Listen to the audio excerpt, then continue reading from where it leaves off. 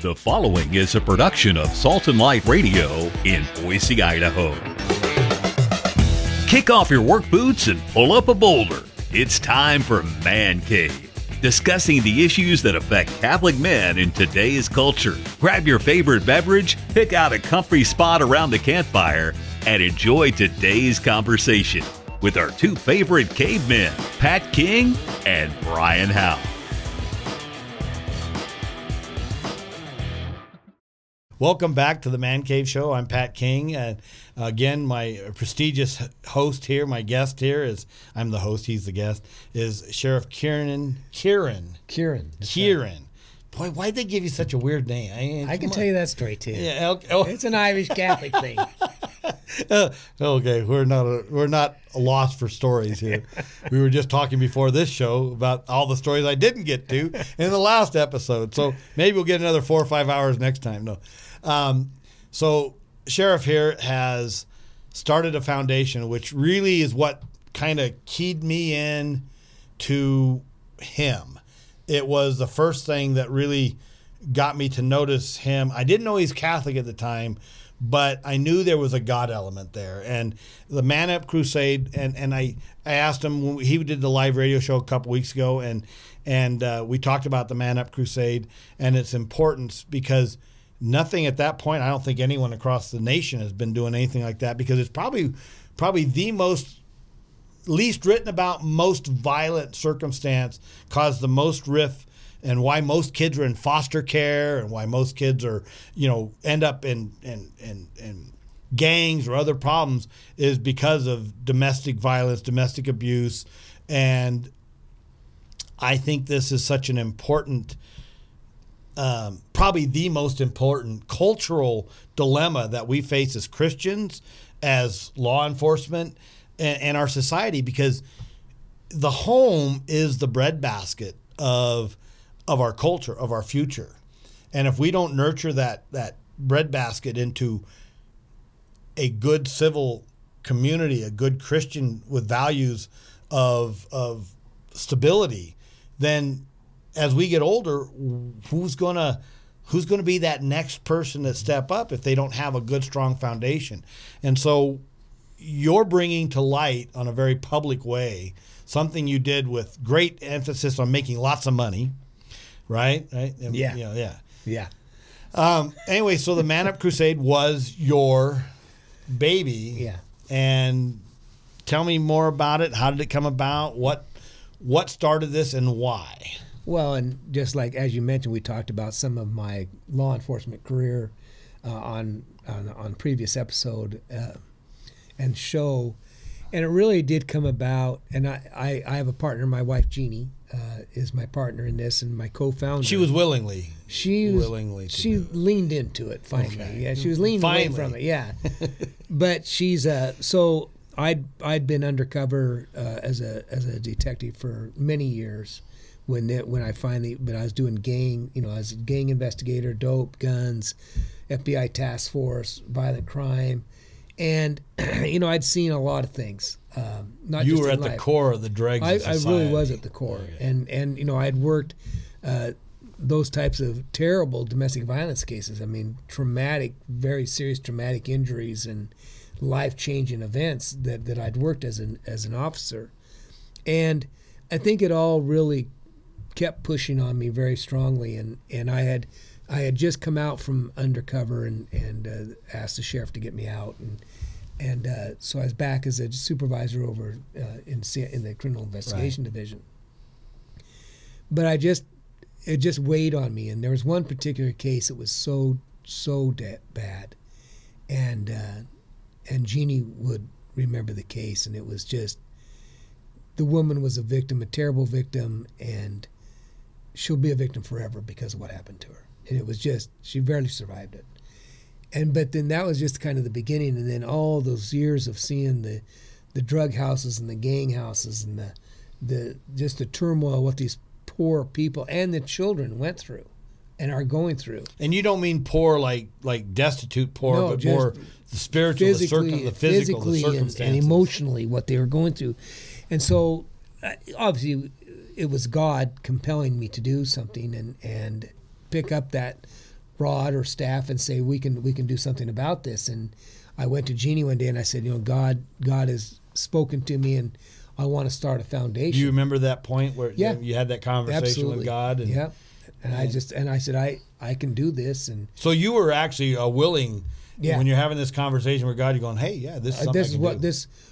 I probably had been looking for something. Okay. Right in my mind, I was, how do we fix this? How do we bring awareness to it? So because the law can't do what you're trying to do through the Man Up Crusade. No. It can only intervene at the time of really escalation. That's right. And some prevention, but typically after. We're the reactionary team. Right. And so I felt like we don't talk about it at all. No, we don't. And it needed to be a call to service. Right. And so I said, I want to do this. I want to do a foundation. I want it to be a foundation that's in perpetuality, where it still exists when we're gone. And she's like, what are you talking about? And I said, I want to do a foundation. I want to bring an awareness to the issue of domestic violence. She goes, you're out of your freaking mind, right? And I'm like, no, I'm not. I'm telling you we can do this. And I said, I want to call it Man Up. And she goes, Man Up? I said, yeah, I want to call it the Man Up Crusade. It's a crusade. And I said, you go back to the Crusades and all this.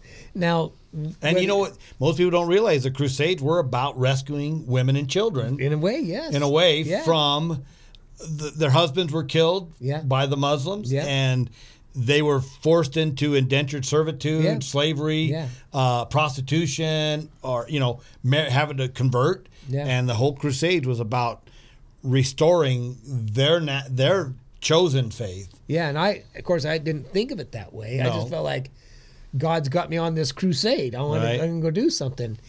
And so in a little town of Caldwell, Idaho, right? I was in Nampa. Nampa, okay. And I was like, that's what I want to do. And she goes, well, we can't. I said, well, no, I can't. I said, I'm going to. And I said, and you're going to be the executive director. She goes, I'm not. No, I'm not. And I said, okay, yeah, but we are. And so she somehow listened to me. And so I said, no, I really want to, I want to start a board of directors, and I want to make it a nonprofit organization, and I want to bring awareness to this issue of domestic violence. And I didn't know all the answers. I didn't hardly know any answers. I just like, I got it. How are we going to do this? And so I just kept talking about it. And I said, I want to start with professional rodeo as my vehicle, as my venue, because professional rodeo, Gene and I are very familiar with. We've been in rodeo most of our lives. And it's like the cowboy ideology, that philosophy that we're going to do the right thing, whether anybody's watching or not, whether anyone follows. We're going to lead out, and others should follow, but we're going to go. We're going to be on the front line, and we're going to make change. And we're going to stand up for what's right. We're going to stand up for what we believe in. And I said, and God's pushing me to do this. And so she said, one thing that was really cool early on, she said, I'm not sure that it's kind of harsh. I said, no, it's a call to service. It's man up. It needs to be harsh. It's kind of like cowboy up, but it's man up. Yeah.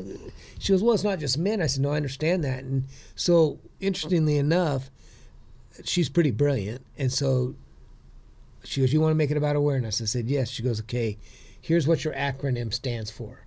Making awareness now using purple. Man Up. And so because purple, that's pretty good, actually. That is really, she's brilliant, right? I mean, she's not that smart for marrying me, but she makes up for it in the other brilliant some people things. Have questionable she past. She has some, so there's some negative side, but really the purple is the key, because purple is the color of choice. Right. For royalty, it's Jesus wore it at his persecution. Yeah. And so it was a symbol of royalty. It was a symbol of notice. Yeah. And you're right. It does bring awareness to it's a good color. It's a nice color that brings about the look of the message. Well, and it's the color of choice of victims and survivors. Right. Like pink is for cancer. Right. This is the color purple is that. And so it's a beautiful color. And so that's how it started. And so I said, okay, well, we got to form it. How are we going to do it? And our business plan is really simple. And I always tell people it's simple because I'm not that smart, so it had to be simple. And it does have one little flaw, but the simple part is we've seen all of us over time how nonprofit organizations some aren't always good, and they have a high-paying CEOs, right, and executives, and the money doesn't go where it's really supposed to go. And so I said, and Jeannie and I both agreed on this, if we're going to do something, we want people to know where the money's going. We're going to raise money, we're going to raise awareness, but where does the money go? Well, it doesn't go to us. Right. We take there's no salaries. We're all volunteers. And so when we design it to when we go to an event, we partner with a professional rodeo in a community like Caldwell Night Rodeo, for instance, Reno, Nevada. And we partner with the committee. We don't want to burden them because they got a rodeo to put on. Right. And I was a board member for Caldwell for a time, so I understand how hard that is. So we partner with them in a contract about the media advertising, the media packages, and driving this and having a presence there. But we also then take in collectively or collaboratively, we choose a domestic violence shelter in that area, or women and children's center like Boise, like the Boise Rescue Missions. And so they become our volunteers in that area. And then, so when we put on the event, we raise awareness, we raise money, we're on television, we're on radio, people come to the event in purple. Solidarity against the issue of domestic violence. Solidarity. We can change the world.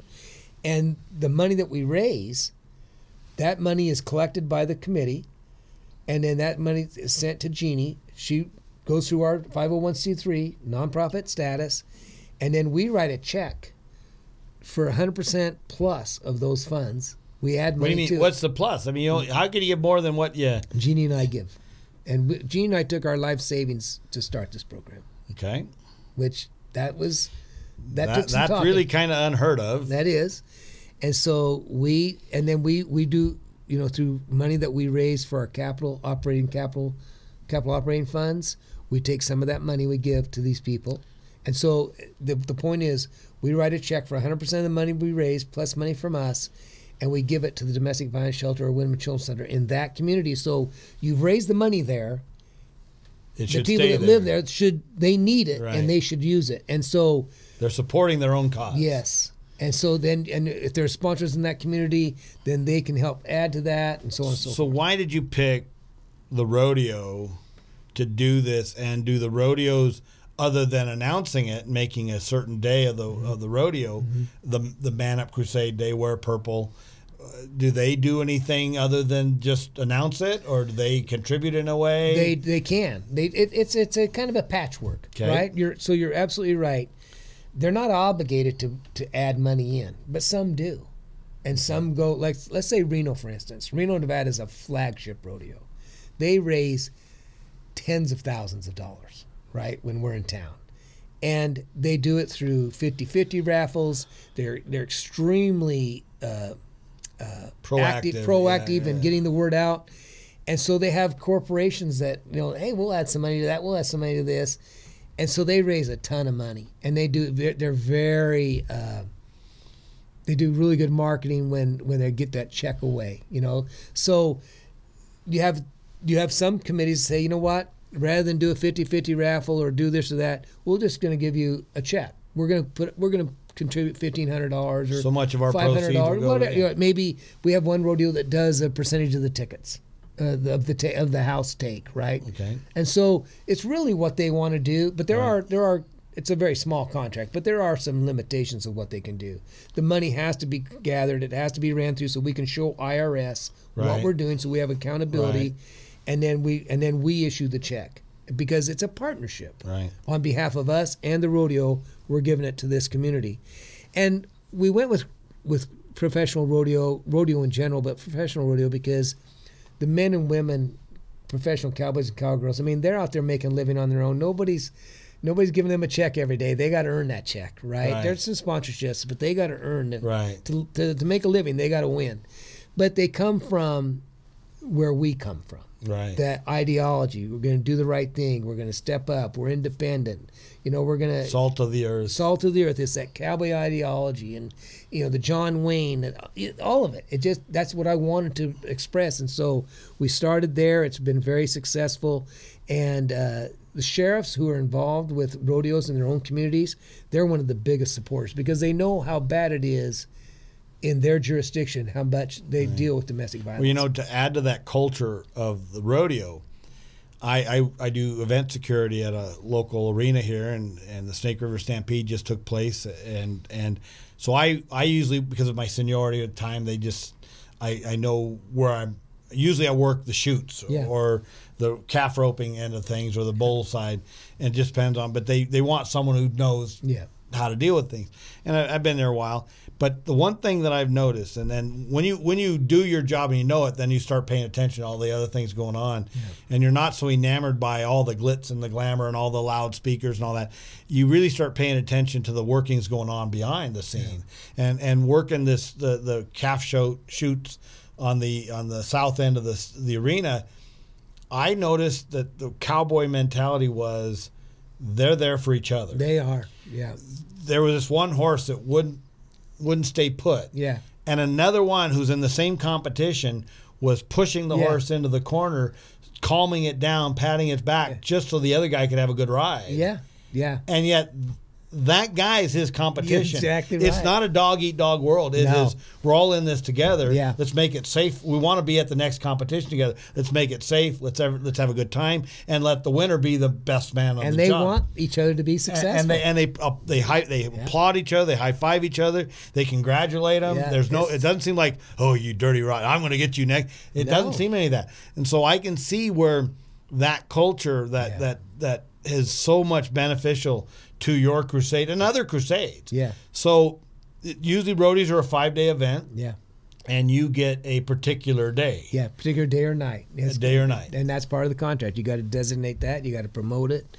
And it's crazy. I mean, the first couple of years we were just here in the valley, and then things exploded. And we, Montana Silversmiths came on as a national sponsor. Wrangler came on as a national sponsor.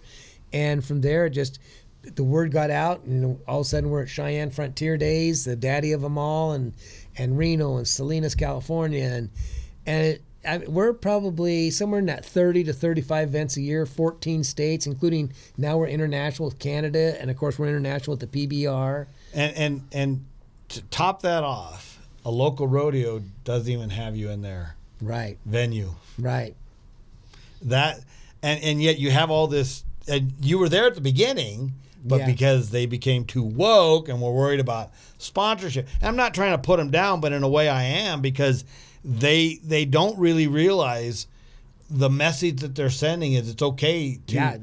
Silence is golden. If they don't participate, it's like, oh yeah, go ahead and abuse your partner. We don't need to make this aware. This is how I look at it. I mean, every rodeo should have this event. Absolutely. It's just like we have Pink, or we have military appreciation, law enforcement appreciation.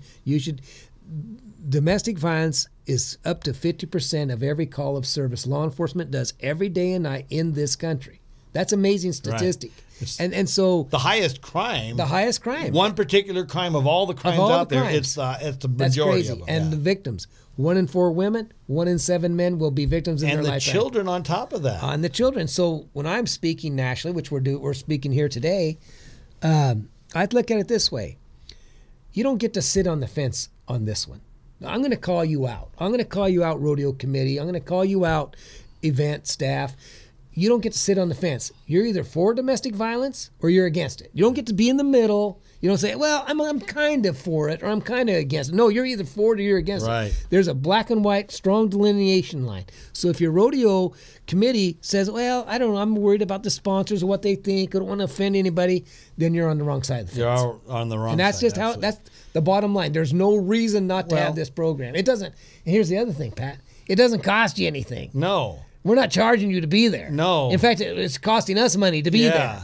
And we're going to raise money for the people in your community. And all you're doing is creating the atmosphere that, okay, so you start off every rodeo with a pledge or the national anthem and a prayer to Jesus Christ. I mean, no one's you don't see anyone taking a knee. Right. The cowboys, they all put their hands on their heart, their hat on their chest, and they're all. In fact, I see a lot of people, even the rodeo guys, tear up. Absolutely.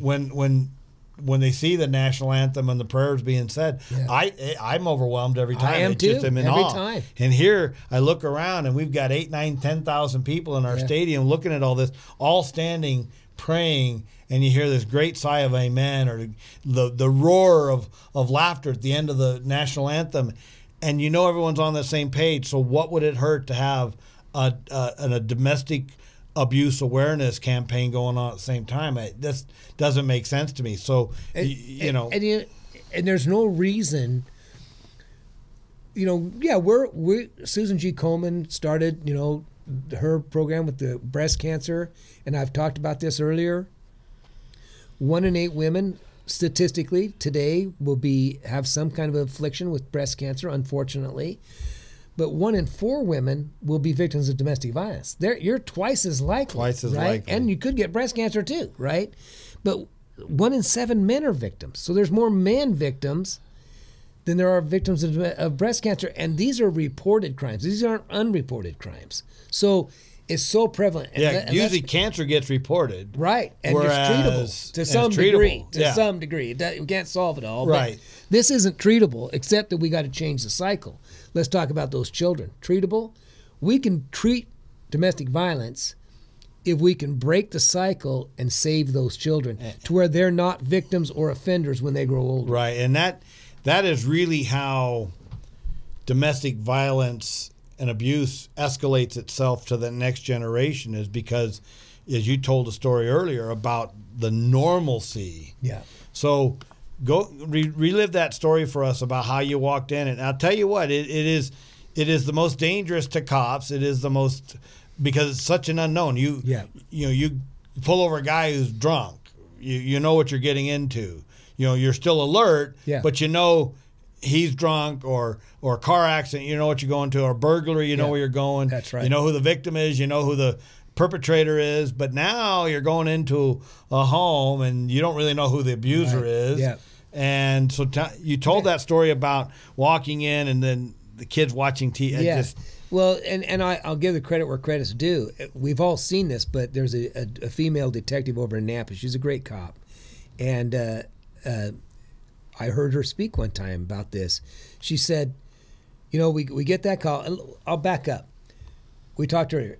You get a domestic violence call in progress, the hair stands up on the back of your neck.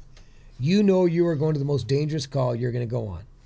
And maybe let's start there, and I'll go back to the other story. Okay. Let's start there because today, in today's society, this year, last year, the highest numbers I've ever seen of police officers killed on the approach to a domestic violence situation, responding to a domestic violence disturbance. They're ambushed on the way in. They're shot. They're taking fire. Is this big cities, small cities? Small cities, big cities. It's all across the board. Okay. And I get the reports every day. Every day I get those reports tied into that network. And it breaks my heart because these cops know where they're going. They know they're going into the worst thing they could be going into. And even taking precautions, they're still taking fire, still getting killed. And let's say they get to the door. Let's say there's 2 or 3, 5 of them. It doesn't matter. You get in there and there's a victim and there's a perpetrator. Well, in Idaho, somebody's most likely going to go to jail if there's been physical abuse of some type. So they get in there, and even if they get the perpetrator under control, man or woman, typically a man, but it can be a woman as well. Women are offenders as well. And so then the victim's like, wait a minute, they're really going to jail? You're taking them? Yeah. That's our livelihood. They're surprised. There's our livelihood. That's our economics. Yeah. You're not taking them. So then they attack the cops. The teenagers or the kids can attack the cop. You're not taking my dad. A teenager can go get a weapon, whatever. A kid can get a weapon. The whole thing is just chaos. Yeah. And it's from start to finish. And it happens quickly. And now you're like, well, that kid's got a gun because we got dad in handcuffs. Oh my God, you just can't imagine how. And that's just how things happen. It's so volatile, and it's so emotional. And there's so much at stake for these families, and you can't blame them, but we got to deal with it. We've got to de-escalate and keep the peace and get people into safe zones. And they don't necessarily... So how many cops are usually the ones that go to a call like this? Not enough? Not enough. Well, I've had officers of my own, in my own agency. I can tell you one officer gets there, it's in progress, he rolls in, it's nighttime, he rolls in, perpetrator's coming out, He jumps out of his car, addresses the guy. Guy points a gun at him, and firefight just like that. Wow. I mean, just like that fast. Wow. He hadn't even barely got out of his car, and there's a gun battle, and that happens. Who usually calls the cops? Neighbors typically, or Okay. a family member. Sometimes the victim, and sometimes we don't get there in time to save the victim. Oh. And that's what's so horrific. And Yeah. I've seen those cases. But going back to this detective, and she really sums it up when we talk about the children. It's a good thing you remember where we left off. Yeah, well, I'm co-hosting. Yeah, well, it's So- your show, I guess. yeah. Why am I here? So she said, we get that domestic violence call in progress. We roll up, get up the sidewalk, front doors open, windows broke out, coffee tables turned over. There's screaming and fighting going on between the man and the woman. It's complete chaos. We're trying to get control of them. The TV's on, and the kids are sitting there watching TV. And she says, that's not normal, but it's normal to them. Normal to because them. they go through this every day and night with those parents. So it's normal to them. So what do you think's going to what do you think those kids are going to become? They're going to become offenders. They're going to become victims.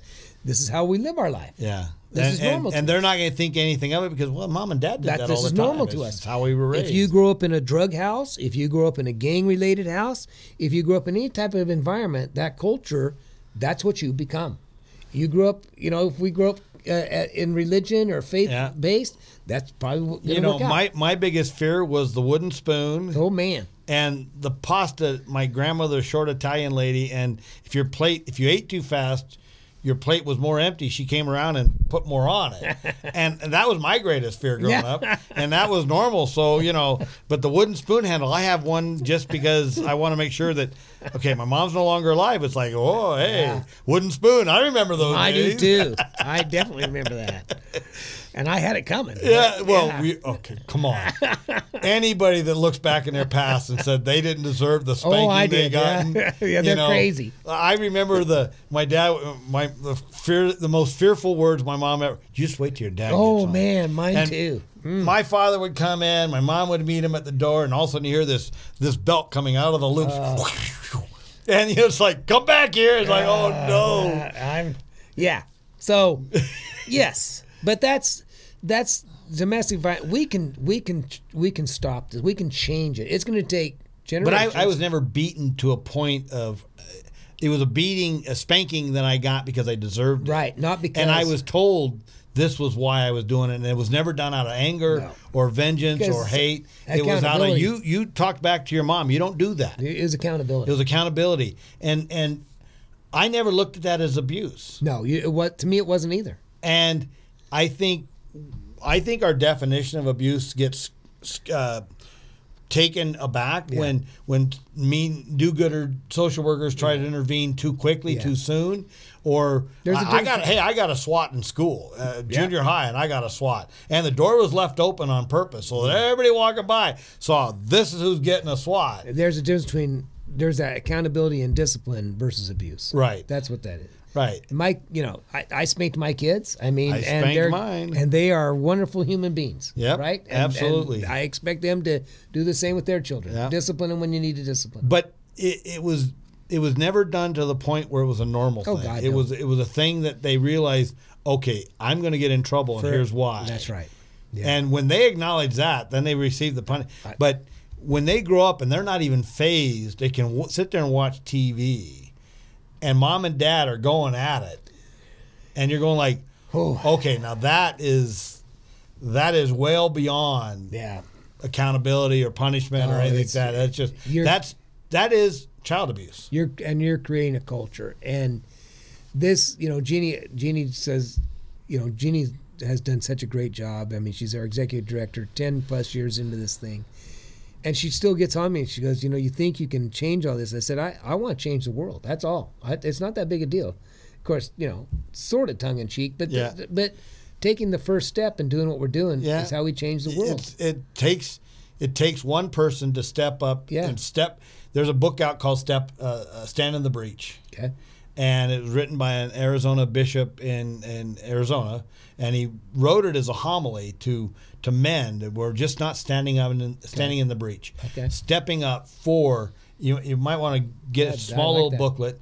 You might want to get it and get it online, and it's Knights of Columbus have also produced it, and it's really calling men to be honorable, to be duty bound, not only to their wives and families but to other men. Yeah, iron sharpens iron, and this call is it really doesn't even have to be a Christian based call. Right. It has to be a duty of a greater emphasis of what is right. Yeah, that's what it is. And we've lost sight, and I think when you took the Bible out of the schools, I do too, 50 years ago, and you brought in Roe versus Wade, the killing of innocents so just happens nonchalantly as if it's just a medical procedure. Yeah. And you see all this happening. I think you've seen the decline of cultural morals and right and wrong and ethicals teachings because men are not called. In fact, they're getting so confused they want to become girls now because they're so confused of their gender. And I think this is done on purpose. I think this all has evil intent. And so without men like you, and I'm doing something on my own. I'm going down and privately peaceful protesting in front of Dick's Sporting Goods about abortion. Their policy about giving money to ship their employees out of the state of Idaho to go have an abortion up to $4,000. And I've just make small, I make a 3-hour statement once every other week on a Sunday wearing my crucifix, my Knights of Columbus, and a cowboy hat. I just sit out there with a bottle of ice water and my coffee, and I just answer questions, and I just sit there. Don't say a thing. I'm not beating some drum or anything like that. I just sit there, and people ask why I'm there, and I said because someone has to do something. Yeah, it's true. And I get yelled at. You're not a woman. You shouldn't make a woman's choice for her. I'm not making a woman's choice for her. I'm making her aware of the choices that are out there, and if you don't answer that call, who will? Yeah. Well, I believe strongly that the Man Up Crusade, we answered God's call, and we're trying to do His work, and I would hope someone picks it up after I'm gone, and that was the goal. That we have to change, we have to break the cycle of domestic violence, and we have to change the next generation of children. That's the key. Yeah, that's the key. And Jeannie and I are very, very committed to it, and we're 10 plus years in. Jeannie is a professional woman. She's a dental hygienist. She's an office manager of her dental program. And so she does this all on the side. And so there's a breaking point, right? And I know it's coming because I overwork her.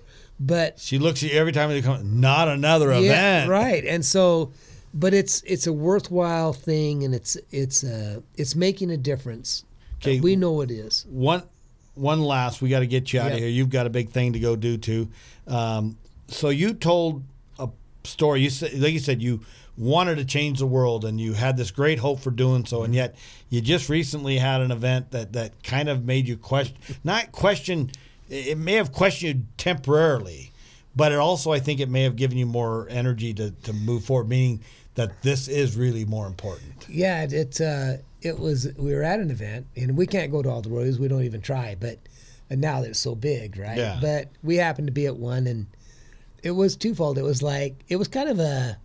This is the first time there, right? It was the first time there, and we're standing at the booth, and the volunteers were running the booth, and just information basically for people. Just all it is. Hey, that's all you can do is give them information. Why you're wearing purple tonight, and why the announcer's talking about, and the cowboys and cowgirls are wearing purple in solidarity.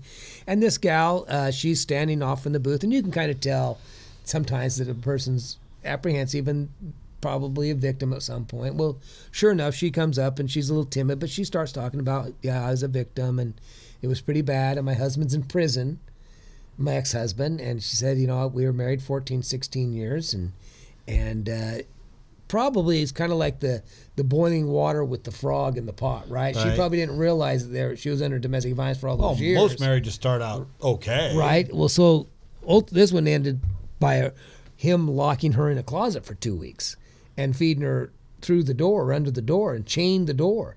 And she was cut off from her family. Finally, her family finds her and rescues her. I mean, it's an incredible story. And I'm just standing there in awe, listening to her like, you can't even be serious.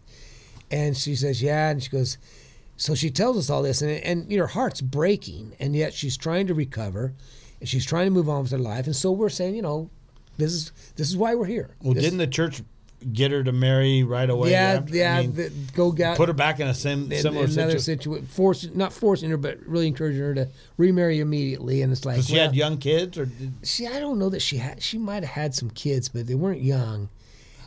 But you could tell that she was incredibly uncomfortable with her life. Yeah. And incredibly uncomfortable with what she was going through, and so she was looking to find some stable ground. Right. And so we're like, well, this is what this program is this for. This is in your community right here. This is where you can go, and these are the people that are going to be at that resource center, and they're going to help you. And we're like, tell her all this. She had no trust in those groups. But she certainly had trust in me and Jeannie. And she's like, well, can I come back and see you? And I said, well, we're only here tonight because we don't live here. She goes, well, you're going to be here, right? No, I'm not. And she physically grabs onto me. She goes, you can't leave. I won't make it. I won't survive. I said, ma'am, I don't live here and I can't stay here. This went on for some time. Yeah. And I finally said, these people are going to take care of you. And she goes, you need to be here. I can't make this. And finally, we leave. The event is over, and Gene and I get to our hotel, and I'm having a drink because I'm Irish and I'm a cowboy and whatever, and it overwhelms me, and I break into tears. And she goes, "What is wrong with you?" And she goes, I said, "I can't save them all." And she goes, well, did you think you could? I said, yeah, I kind of did. I kind of thought that's what I was doing. A little naive there. Yeah, I was very naive. And I said, but it was like God's like, you're doing the right things, but no, you're not going to save them all. But it was a revelation to me. But you did leave her with that. With the people that will help her. But it was just so personal to me. It's like, it was just, I don't know, it's kind of like an epiphany. But just think. If you hadn't been at that event, then she'd never come forward. She'd never have come forward. If you hadn't been there, if you hadn't, I think weren't you coerced to go to that event? Oh, because heck yeah. New event, they wanted the founder there. And all that because they wanted to boast about your program. Exactly. And now you'll be back at that event, I imagine.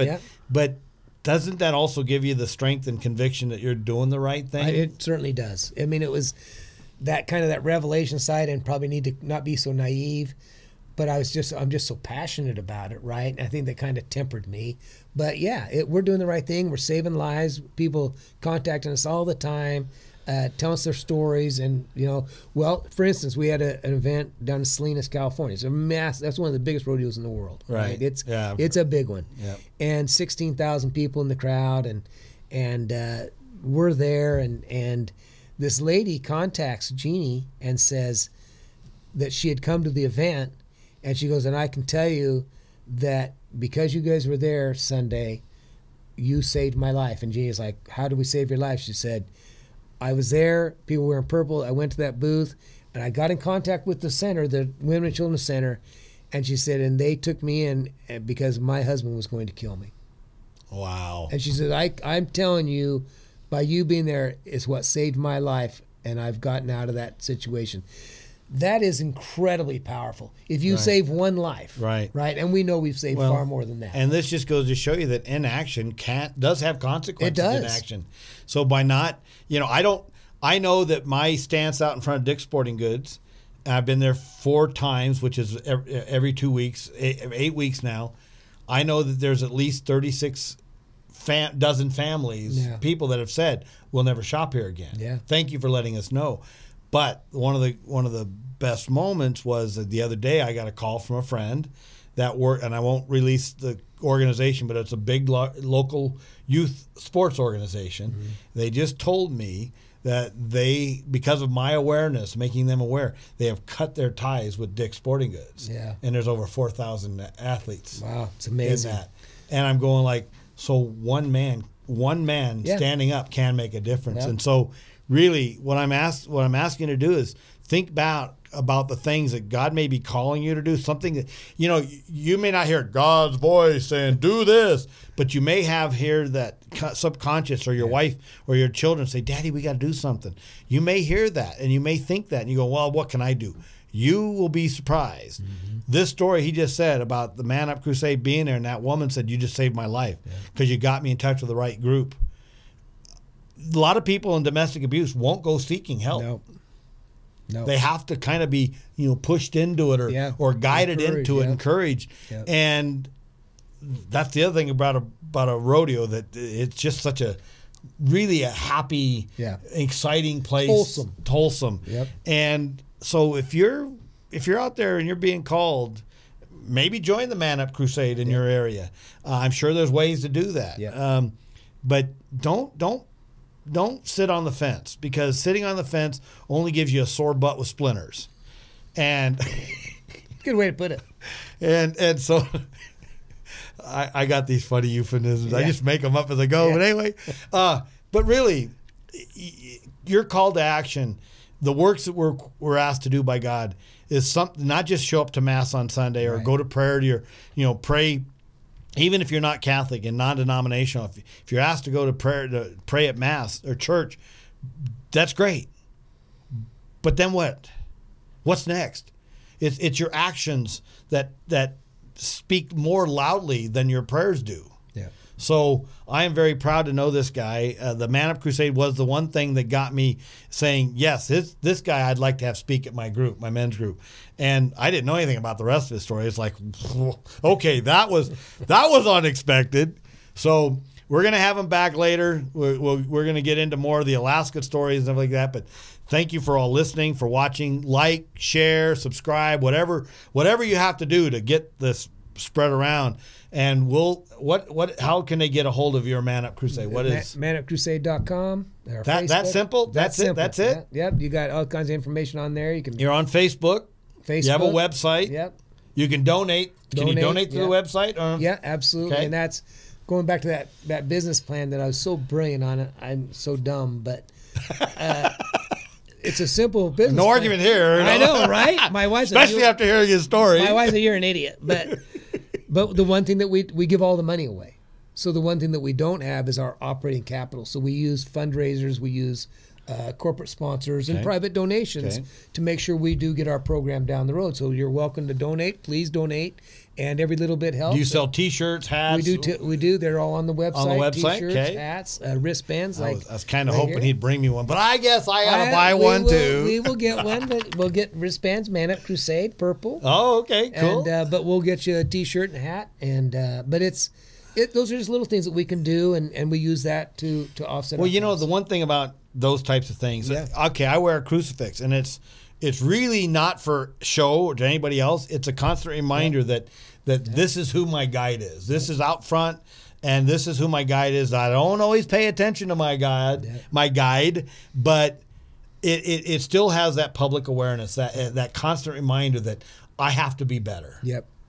Well, that's contact us anytime, and obviously we're all volunteers, but this is an important message, and it's important that we all come in solidarity to end domestic violence and help our loved ones, our families, our friends. And if you're in a situation in domestic violence, always don't ever hesitate to call 911. We're going to come. We're going to help you. Tell a friend, tell a neighbor, tell a family member, and there's resources to help get you out of it, to help both of you, not just the victim, but the offender as well, before it escalates. Even if you're a friend of someone that you know that's going through this, grab them by the hand, grab their kids, and take them to a place that'll help them. Because I think there's got to be at least several in every city. Absolutely. Nowadays, you have the Family Justice Center in Nampa. You have the Faces here in Boise. You have the Women and Children Center in Nampa with the Boise Rescue Mission. There are places to help you. And again, your local law enforcement, they have victim witness coordinators. But not only do they help you with the physical needs of a shelter and food and stuff, I think, don't they alert the authorities and go and take you to those next steps on how to process this? So it's not going to be something that all of a sudden one day that just shows up and you don't have to do it alone. You don't have to do it alone. Yeah, and it's for yourself and it's for those kids. And I've got 3 daughters, and I would do anything to protect them, and if I knew they were in a situation like that, I would do everything to stop it. Yep, and it's your call to do the same thing. Yep.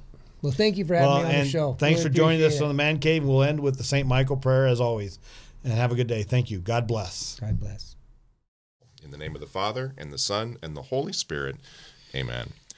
Saint Michael the Archangel, defend us in battle. Be our protection against the wickedness and snares of the devil.